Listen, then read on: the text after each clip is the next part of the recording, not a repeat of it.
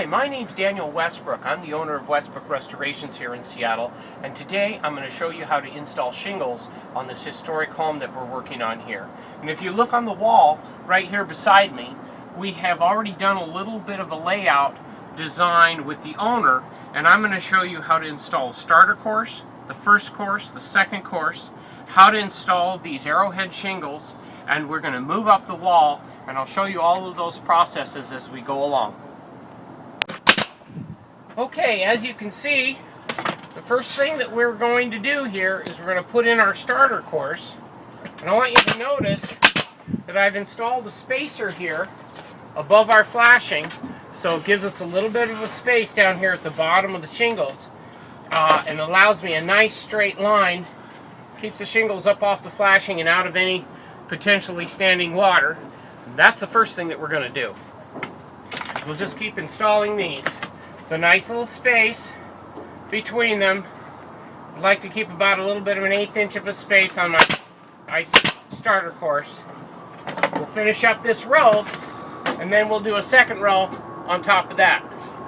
Alright, now I'm going to start my second course. One of the things that's really important, what the second course does, is it covers up the seams between the shingles below. That's what gives it its waterproofness. I like to have a nice little 3/16 gap in here between the two.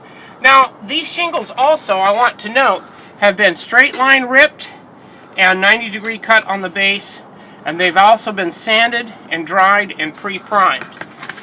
So that gives us a superior product to last for years to come. You notice that we took this shingle in. Now the next shingle is going to cover up the space again.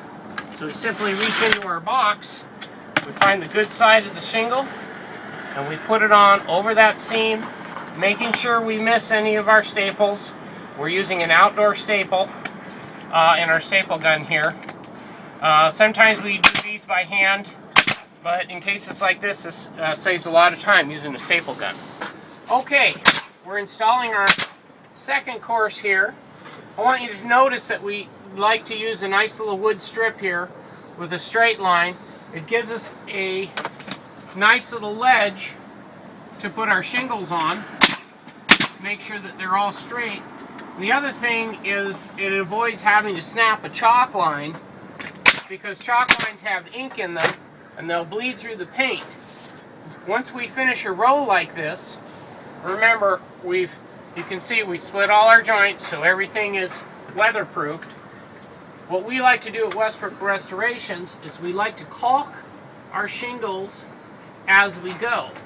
Now the reason for this is it creates a very nice caulk line instead of doing it later. And watch what happens when you do your next row. That caulk line goes up behind the next row. So even your caulk lines are lapping over from row to row and are also weatherproofing. So we like to back caulk, face caulk as we go. It makes a much better product.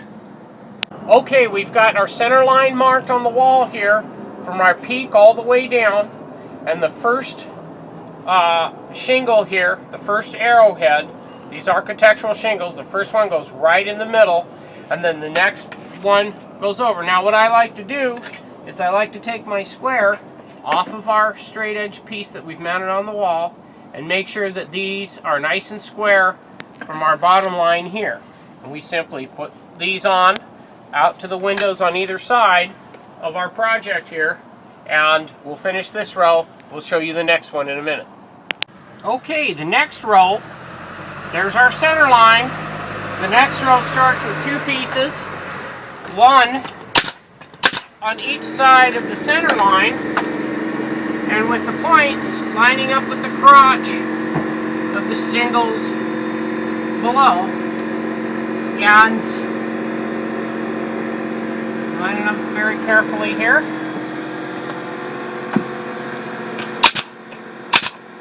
And that's how that happens out to the end. Now if you take a look out here, I don't know if you can see this, there's a half shingle here, and then over on this end, pan the camera over here, and you'll see another half shingle here. and they're exactly the same on either side, so that and that's why we start our layout from the middle, so that everything ends up being the same as we go out from the center. So we're going to do this row, and we'll show you some more in a little bit. Okay, so I just want to show you, we did a little scroll work here. Here's our pattern. We cut it out of one shingle, cut it out of the next one, and we've got one more to go, and they all fit very nicely around this crown trim. Okay, one more final tip on this shingle installation. We're doing shingles up on the gable end up here.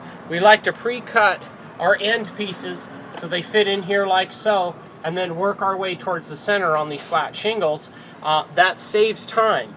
And these shingle techniques that I've showed you, there's a lot of different techniques, there's a lot of different ways to do shingles on these historic restorations, but this will help you get better at your craft. And I want to thank you for watching here at Westbrook Restorations, Built to Withstand. We'll talk to you on the next one. Bye now.